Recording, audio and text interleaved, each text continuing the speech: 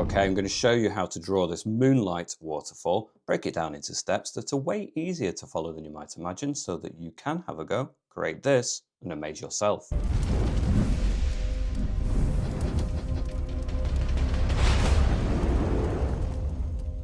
Okay, so as explained in the intro, I'm going to break this down into steps so that you learn about the painting process and techniques, as well as about the app that I'm using, Procreate. But that isn't to say you couldn't use a different app on a different tablet and still follow along. Having said that, within the app Procreate, I'm using their default A4 canvas, which is 297 by 210 millimeters at 300 dpi.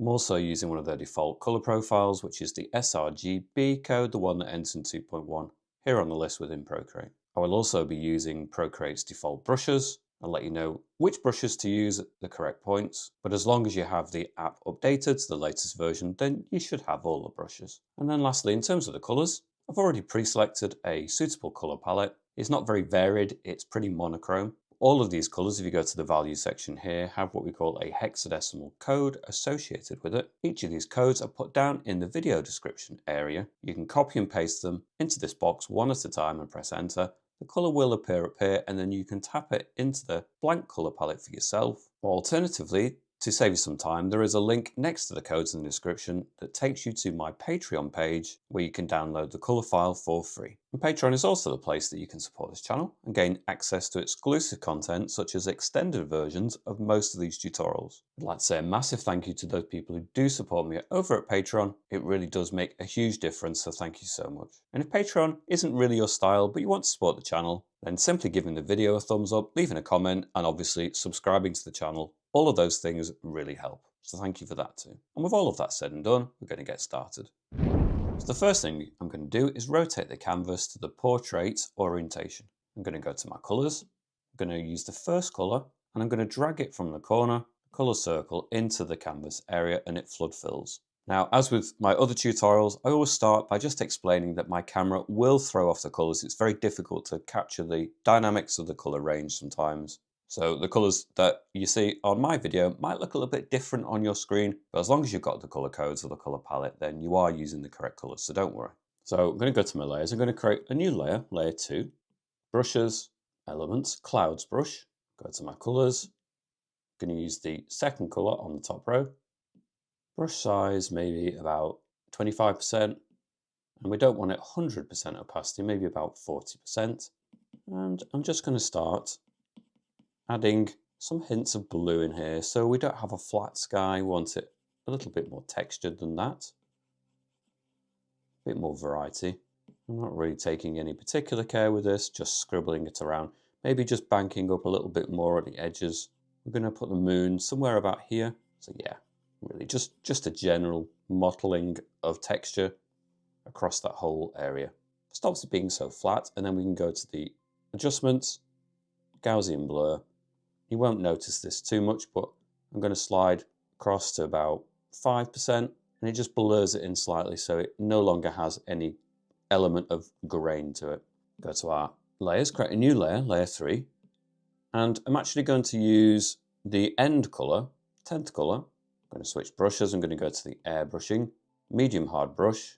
I'm going to put it at, well, 100% opacity is fine actually. We're going to choose the scale, the size of the moon that we're adding to our piece. Once it's near the top, really in the center, rest your palm, press it in. You want it in the same position, press it a few times if you need to, press it quite hard. You'll get a nice crisp moon shape. It may have ghosted a little bit. It's not really a problem.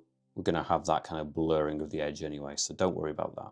Just try to get it still, press it a few times in the same place. Now, before we do anything else to the moon, I'm going to go to the adjustments, the bloom. I'm going to slide that to 100%. It just immediately gives it a glow, which is quite effective. Now, I will get more into the details of the moon, but we're just going to create some atmosphere around it to begin with. So I might just go underneath layer 3 and create a new layer, layer 4. I'm going to go back in with the elements, clouds brush, and maybe I'll go to the 4th color. In fact, no, we'll start with the 3rd color. We've not used it yet, so we'll use it. 25%, size, 40% opacity. And I just need to start ramping up the effect of the moon on the surrounding cloud, creating some textures. You can see the impact of that straight away is quite nice. Concentrate around the moon, obviously. We don't need it to be smoothed and neat. That texture is part of the impact of the effect, which is really quite nice. We're going to have more of it kind of projected downwards, I suppose. Not too much at the top. We don't want to kind of destroy that darkness at the top. We want to keep the focus down into our scene a little bit more. We'll stay on the same layer, but we'll go to the fourth color now. And again, same settings, so we're still at the 25% size and the 40% strength. Let's just circle around the moon. Quite easy, and then just tap it around these areas. And then obviously trying to project our attention downwards a little bit. Let's just maybe turn that down on size, 15% size. Just a little bit more controlled, circle it around the top edge of the moon. And then we want some of that texture projected down again. Same thing, let's move along. Let's go to the fifth color. Start around the edge of the moon. And then a little less of this. We're just adding less and less of each color as it gets brighter. We don't need as much of it. Let's go to what we've just done, the fifth. Let's go to the sixth. Go around the edges.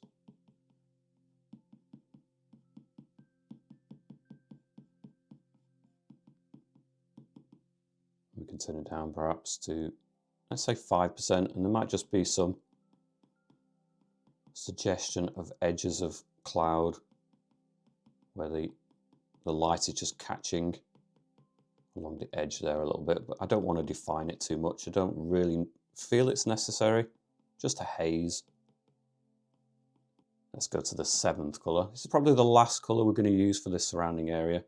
Let's put it to maybe 10% size. And then just have this hugging around the edge of the moon. I think that's quite a pleasing effect overall.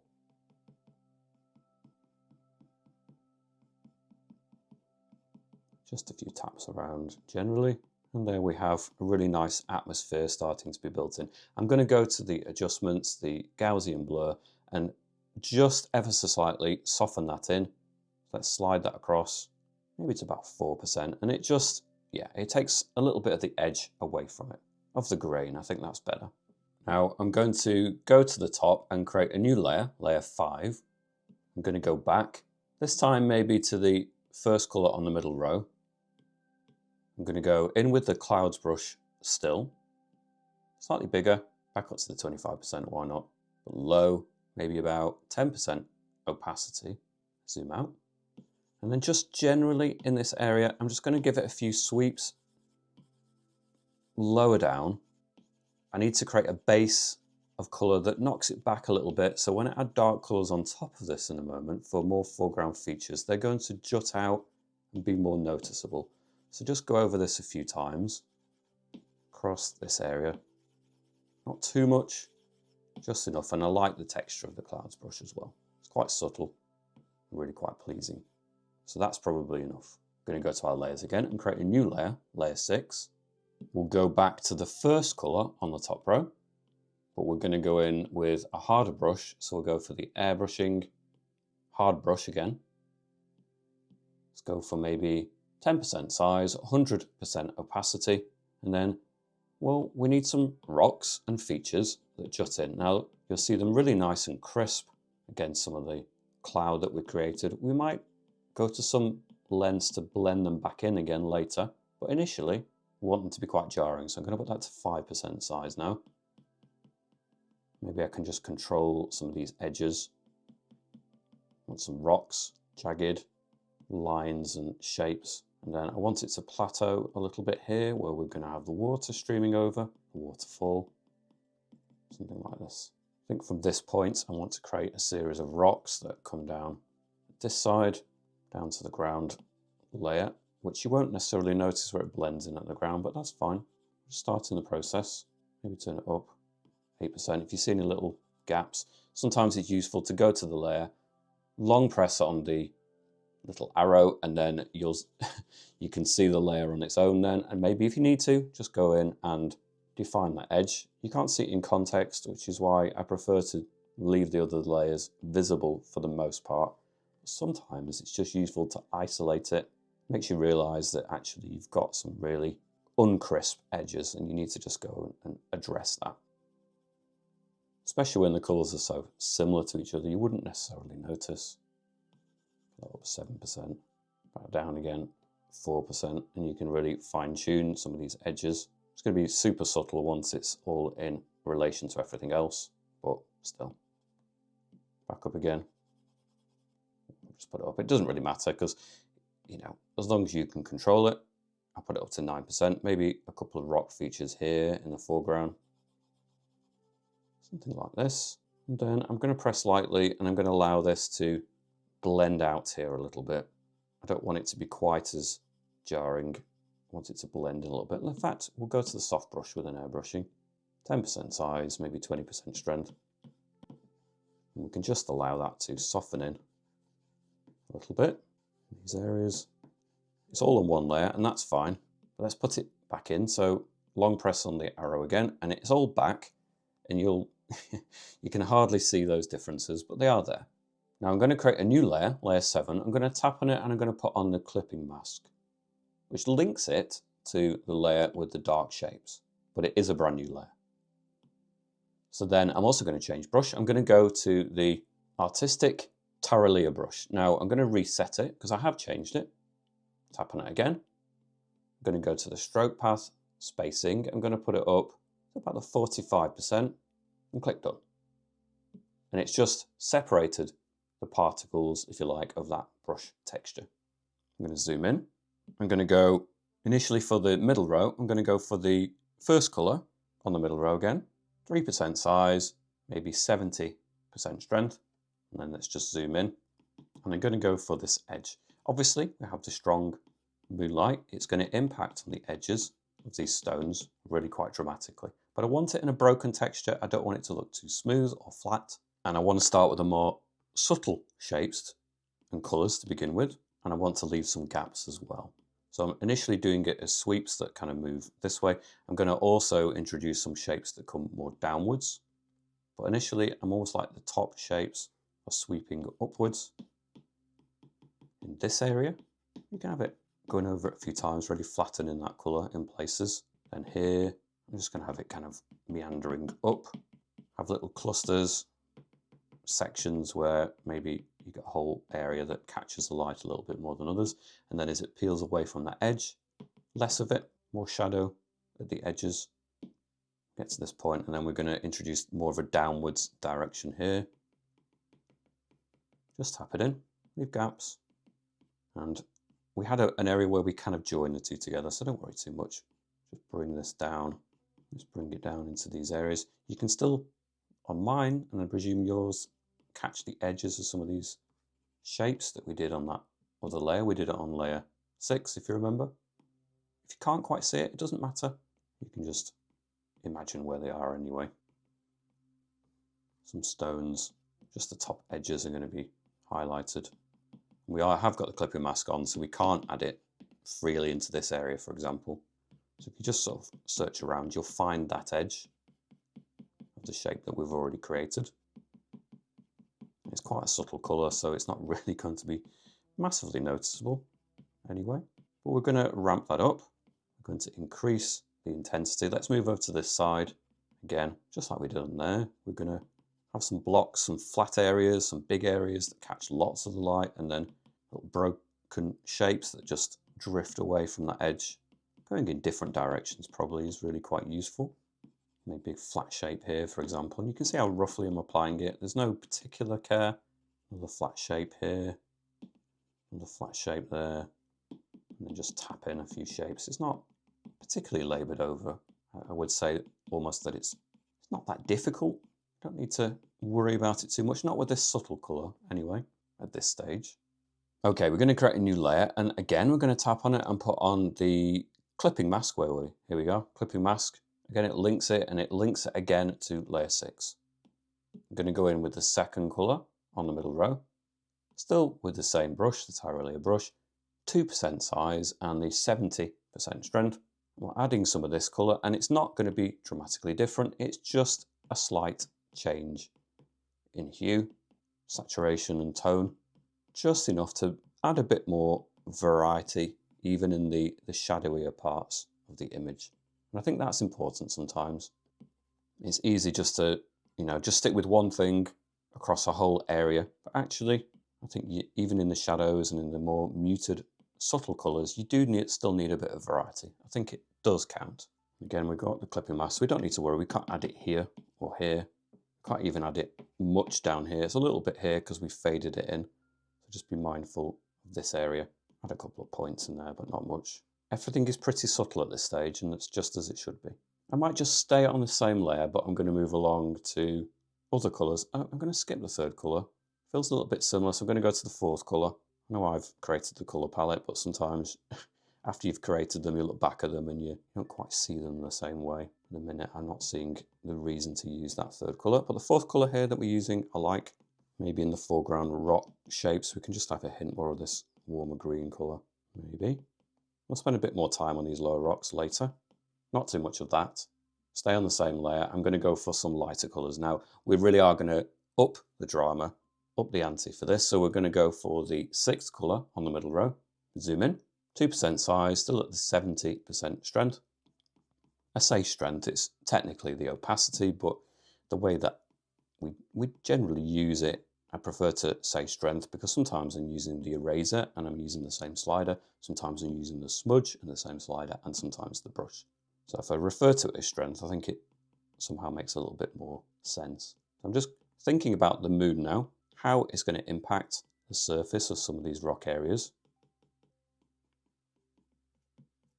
It's going to just catch the edge. It's going to be illuminated in quite a dramatic way. And now we've got the water bit here, so we'll go all the way across that. We're definitely going to ramp that up with brighter colours, but we'll start now. And I like this brush, it's quite textured. Doesn't require too much worry about adding texture when you've got a brush that really is very textured. But I'm keeping this quite subtle, so I might even turn the opacity down to maybe 30%. Because it's pretty fierce, so we just need to be a little bit more subtle maybe. Now we've got that leading edge. There's a point at which it catches that edge, certainly, but there might be undersides of things perhaps where it catches it a little bit less. So just a little bit here, but then not so much here, a little bit here, but the underhang bit maybe not. And then as it gets towards the edge, it fades off as well. But peeled back from the edge, you get other edges, if you like, or just a bit back from the first edge. So we can do another edge here, for example. Maybe another edge here. We can have a whole shape there that's catching the light a little bit more dramatically. I think that works. Now this is quite noticeably more of a green tone. I might need to go back with some of the blues. So I'll go to the fourth colour on the top row. And I think I want to mix in with that a bit more blue. Again, this is pretty saturated, pretty strong, so I'm just lightly scribbling over. And I'm going to go to perhaps the fifth colour on the top row, and I'm going to turn the opacity down to maybe 20%, still at the 2% size. And well, I'm just going to introduce some of these blue colours in here as well. Now, we're going to have water that is really catching the light and it will almost reflect it back up. So sometimes on the undersides of stones, we're going to have light projected back up as well, and we haven't created the source of that light yet, but we can still show the impact of it. So the water in turn reflects onto the rocks that kind of have a close proximity to it as well. Before we get too carried away, perhaps we should at this point start on the water, and that's going to help us make sense of everything, isn't it? So let's go to our layers and create a new layer, layer 9. For this, I'm going to go to the artistic leatherwood brush. Now I'll just reset it first, then tap on it. I'm going to change the spacing from 17, to the default settings, up to maybe about 40%. I'm done. And we'll do this in subtleties to begin with. So we'll start with a darker colour, maybe the third colour on the top row, 3% size, 30% strength. And we're just going to bring down this colour from the top And you can see these kind of broken textures. It does a lot of the work for us. It creates this impression of kind of water without a huge amount of our effort, which is perfect. I'm going to turn it down maybe to 2%. That way we can just have some slightly smaller little bits of water that are hanging down here, pouring down. I'm trying to keep it as vertical pretty much as possible. And down here we're going to have it kind of blended in with a hazier kind of look. We'll use perhaps the clouds brush just to blend that in. We're going to have water spray and almost like clouds. Initially we're just going to bring a lot of this downwards. Gaps are important. Allow some of the gaps to remain.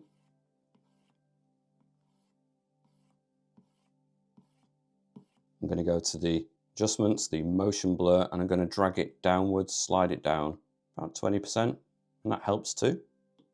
I'll do this in a few layers, so I'm going to create a new layer above it, layer 10. And well, let's move to the fourth color. Same brush, slightly higher on the 2%. There's a little bit of wiggle room with even with the same percentage. So low on the 2% is different than high on the 2%. So I've got a slightly bigger 2%. That makes sense. From the middle area, just dragging it down, adding a bit more. Makes sense that more of the light would catch near the top. So we'll just emphasize that top area even more. It's not to say it won't also impact lower down, but just a bit more dramatically near the top. And this is definitely not the lightest color, so we can use this quite liberally. Again, just keep dragging it down.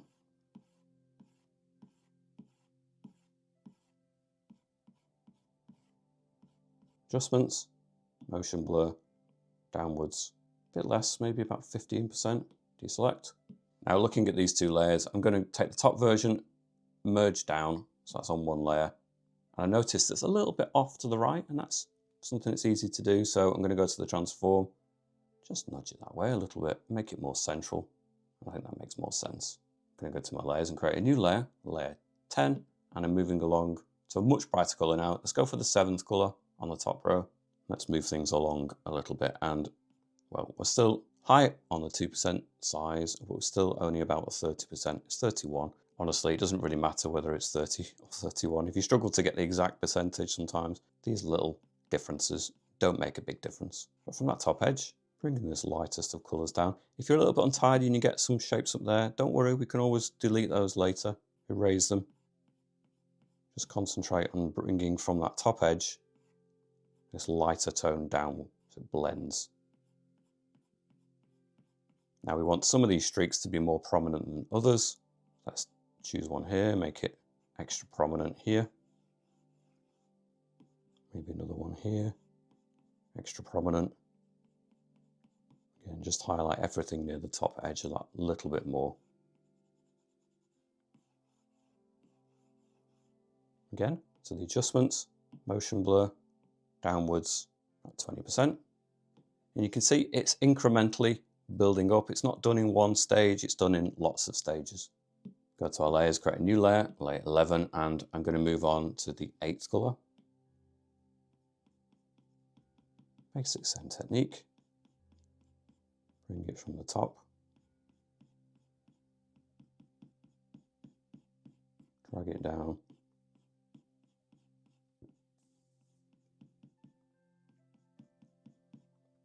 We'll probably go into this in a moment and try some other brushes in the mix as well, but this does a lot of the work for us, which is perfect. Add a bit more of a concentration near the top. Makes sense. I don't really want any dark areas at the top, so let's just go over that a little bit. That's great. And then again, the adjustments, motion blur, downwards, 15 to 20%, something in that region, that's fine. Now, I'm going to go underneath those layers. So what I'm going to do is I'm going to take all of those waterfall layers, layers 9 to 11, pinch them together that are on one layer. Back to layer 8, create a new layer, but it's underneath the waterfall layers. And on this layer, I'm going to go back in with the elements, clouds brush. Perhaps we'll go back to a nice rich color, so maybe the 5th color on the top row, 10% size, but I'm going to have it low at 10% opacity. And I'm going to use this just to start bringing in a different kind of texture now, just like a softer look. Certainly as it comes down here, you're going to get the spray of the water, creating a mist kind of aesthetic.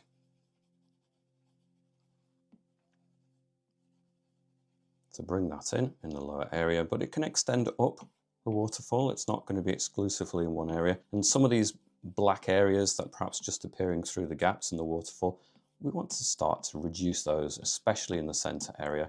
They shouldn't really remain. So this is underneath the water, so we're not going to be destructive of it at all. So we can just go over it. Up through that waterfall is absolutely fine. Just a few taps around, adding texture. It's a fairly low opacity, so you're not going to destroy the look of it. Not unless you go over and over and over it. You can destroy, but it takes longer to do so. So you should notice 5% size. Again, just these top areas.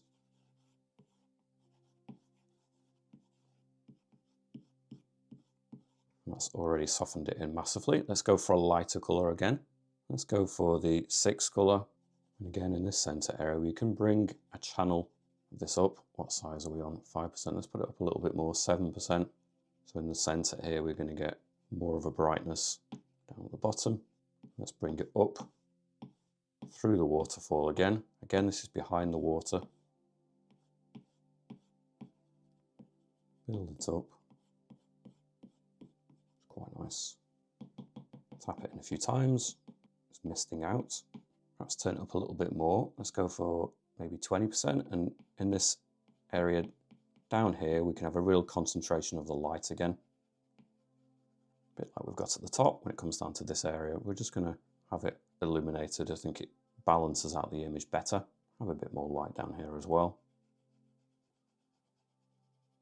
Let's put it up 15%. Size, just soften that in.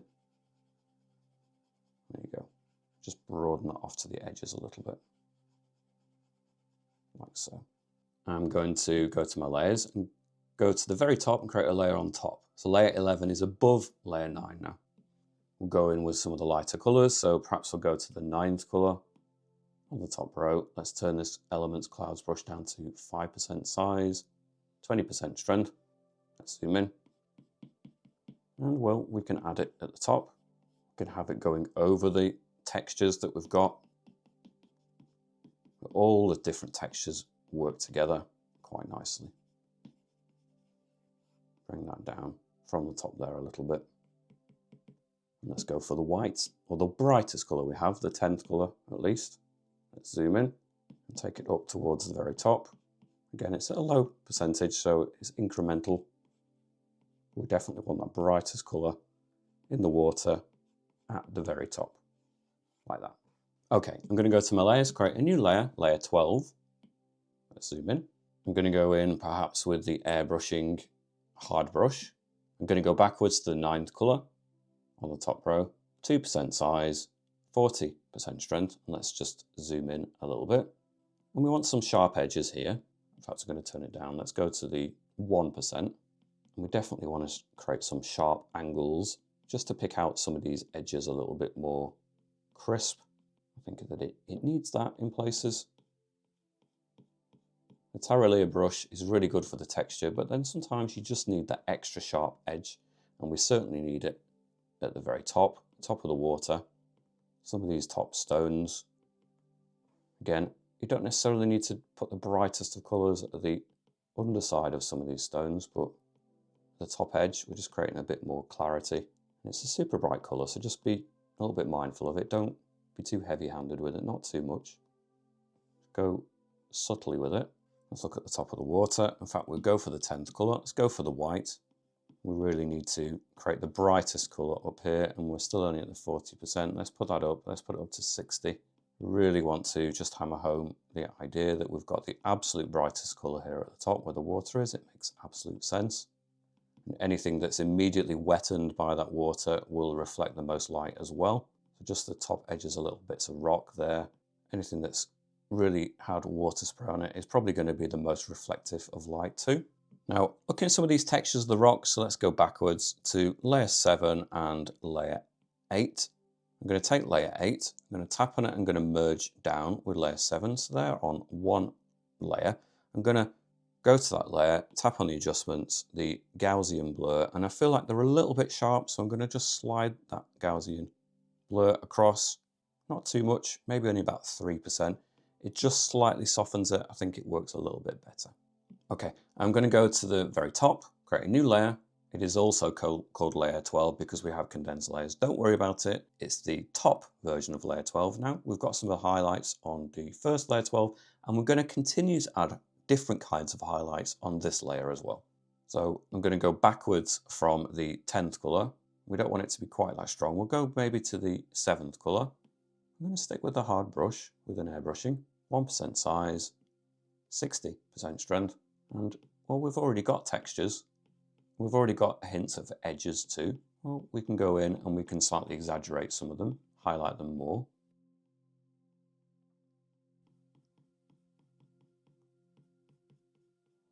Work with what we've got.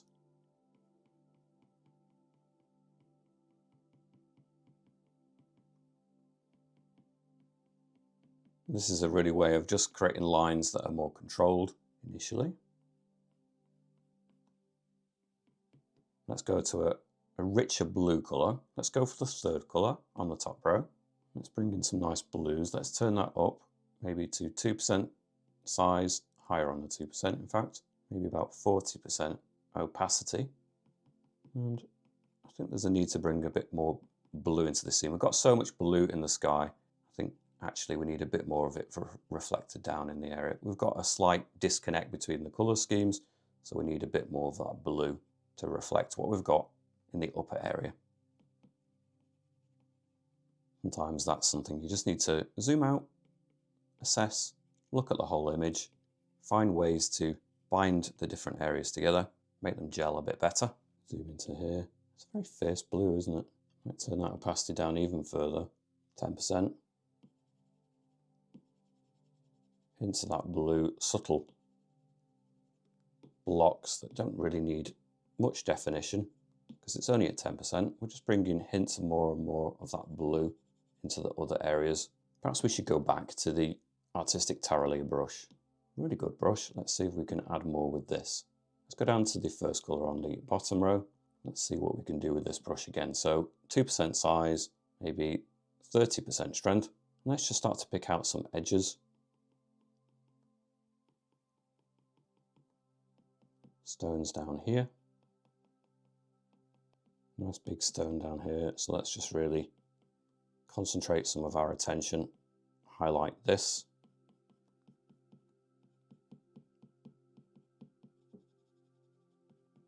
Start on the edge, naturally enough. And a lot of these techniques are similar to whether you're doing clouds or whether you're doing rocks. So go up here, add a bit more texture into this upper area as well. It's good to use the hard brush with an airbrushing, but it's quite nice to add some of the texture back in there as well, where it's needed. Keep swapping and changing colors. I'm going to try the 6th color on the middle row.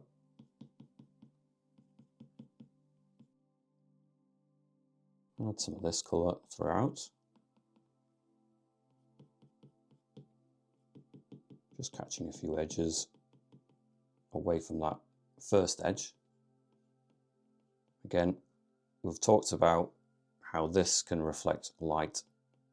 It's not all together coming from the water, it's also coming from the sky still, from the moon. Bring it down.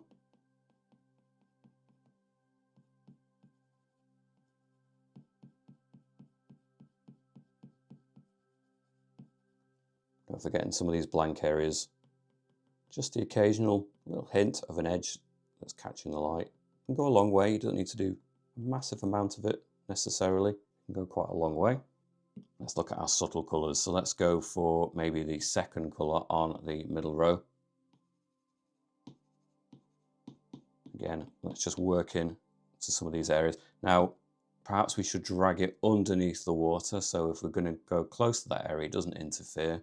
Probably the best plan. And then you can go straight behind the water and it doesn't interfere with it. It doesn't do anything destructive.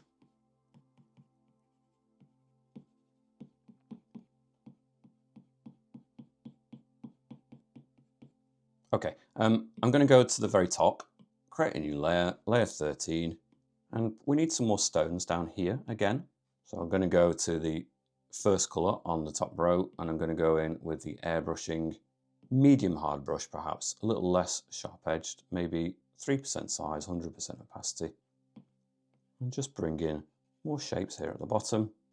Another shape in here.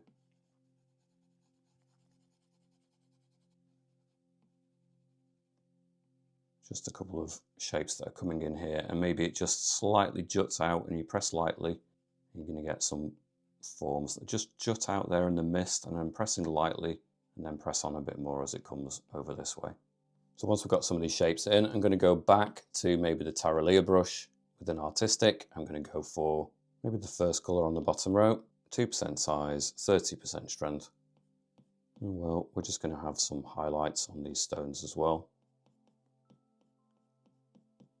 as it comes out of the mist, the water spray.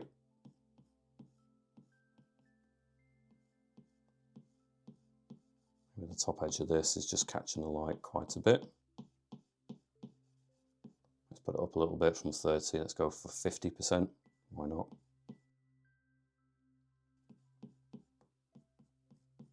Some details that are just coming down off the bottom of the canvas and this stone maybe.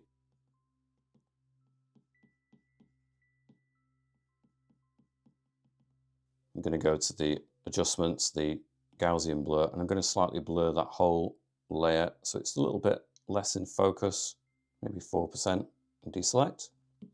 Now notice the water that we created. Where were we on? Layer 9. It's a little bit dark on top of that mist, so perhaps we need to go to layer 9 with the eraser.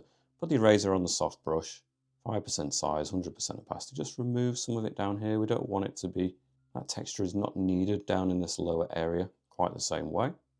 Now, perhaps I'm going to go to the very top layer, create a new layer up there, layer 14, and I'm going to go in with the airbrushing soft brush. I do love the soft brush. Sometimes I try to avoid it, but actually it's a great brush. Go to the 8th colour on the top row, 5% size, maybe 10% strength, opacity. And we can just bring some of that brightness down in the mist down here, especially down in this ground area. Bring that through. Let's go for a darker colour, maybe the 2nd colour on the bottom row. Bring some of that blue down into these areas. It's quite a nice colour. Let's just bring some rich colours in here. We're missing some of that in these general areas. Let's turn it up. 10% size. Let's put it down even further, 5% opacity. And we can just be a bit more bold then and just tap it in a bit more, extend the effect of that mist into this area. You can just soften in anything you're not as pleased with. Well, you can just knock it back a little bit, create that sense of atmosphere, blends it in the colours. Actually, it's really beneficial for us. Really helps. Upwards. Well, not too much of it up there. It's down here where we've got most of that atmosphere and mist, water spray, really. I suppose the one thing that it really needs just a little bit more is definition on the moon. Now, it probably would pay to have a reference image of a moon available for this section of the tutorial. Now, I've got an image that I can look at. All you need to do is just pull up a Google search of the moon and then use that as your reference, and then you can start to add some of the features to the moon. So I'm going to create a new layer for it, and I'm going to go in with some muted colours. I'm going to go for the 6th colour on the middle row. I'm going to go in with the soft brush with an airbrushing, 2% size, maybe only 10% strength. And I'm not going to spend a huge amount of time on these details, but you can start to just generally get some impression of the shapes, the forms that would appear on the moon's surface. Now, I'm no moon expert, so I'm not perhaps going to be as particular and as accurate. It's not as essential to me because for me, I don't look at the moon as often, perhaps as other people do. So for me, a general nod towards the shapes that appear on the moon is sufficient. But if you're a real moon enthusiast, then maybe you want to spend a bit longer on this section. I'm going to go to a richer colour, maybe the 1st colour on the bottom row, just on this side. Add a bit more of this blue colour. And I'm going to And again, this is probably an area where you can spend as little or as much time as makes you happy, really, that you've kind of conveyed the idea of the moon. Don't just stick to what I'm showing you here, because it's going to be a little bit of your version of my version, which is not accurate at all. So I do recommend that you do look at an actual reference of the moon for this little step. There's no point me providing you with that, because you get it more quickly just by doing a quick Google search. I'm not going to patronize you by providing a reference image of the moon. There's no need for it. You can even go out and look at the actual moon if you don't have internet, although if you're watching this tutorial, you have internet. So just a quick search will get you an image of the moon, which is going to be better than trying to copy the shapes that I'm doing here, because mine is by no means accurate. I'm going to go for maybe the 9th color on the top row. Create some highlights just to alternate with the shadows. In fact, I'm going to go for the 10th color. Why not? We're still only at 10%. Let's put it up maybe to 20%. 19 as it happens, but that's close enough for me. Create a little bit more brightness. And that's about as close as I feel that I need to get to the actual moon finish. And I'm quite happy with the realism of the moon there is sufficient for my liking. Like I say, everybody will be different on this. I'm just going to do a couple more highlights on the stones there. I feel like it needs a little bit more. So new layer, layer 16. I'm going to go in with the medium hard brush and some highlights. So maybe the 9th color on the top row, 1% size, 20% strength. We have quite a lot of light area here, so that means there's definitely going to need to be some bits that are even brighter.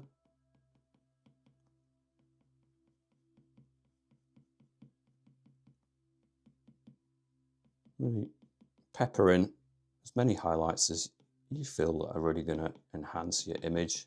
Keep zooming out, checking. Such an important part of the process. I feel like a broken record sometimes. I repeat the same advice, but it's such an important thing that I feel I'm going to keep doing it anyway. So zooming out is super important. Check, how is the balance of the image working? How is one element next to another element working? Don't neglect to do that, otherwise you'll neglect to notice something usually. Let's bring it down here. Let's add some more highlights and a couple of bits of stone, maybe up a little bit 2% and also 30% strength. I'm not going to do too much of this, just 1 or 2 highlights here. The white is a little bit strong, or that bright colour is a little bit strong. Let's go back to the 7th colour. Still probably a little bit strong, but I shall use it anyway. A few little bits of details down here, even in the mist. And I think just 1 or 2 here, perhaps. Just a little bit here. We've got a whole centre area there, otherwise it's a little bit empty, so just a couple of features here and there. Make sure there's little points of interest even in the more blank areas, like so. I feel like it thins out a little bit too much here, so we'll stay on the top layer, layer 16, it's fine. We'll go in with the soft brush with an airbrushing. I'm going to go in with the 6th colour on the top row, 5% size, 15% strength. I want to make sure it doesn't narrow out in this section. If anything, it should continue broadening. That shape is important, so I'm just going to make sure that I fix that. It doesn't look natural otherwise. Sometimes it's only really just sitting back, assessing the whole image, and then you can see a little detail that is or isn't working. Like I say, it's really important to do that. And maybe just the 8th colour. Not too much. That was too much. Let's turn it down. 3% size. A few taps up that centre. Bring it down. And then there's another little main bit here that I bring down as well. And I think overall we're about there. So thank you so much for watching this tutorial. I hope you've enjoyed following along. If you have, don't forget to give the video a thumbs up, leave me a comment, and also hit subscribe. Thanks for watching. I shall see you back here soon. Bye for now.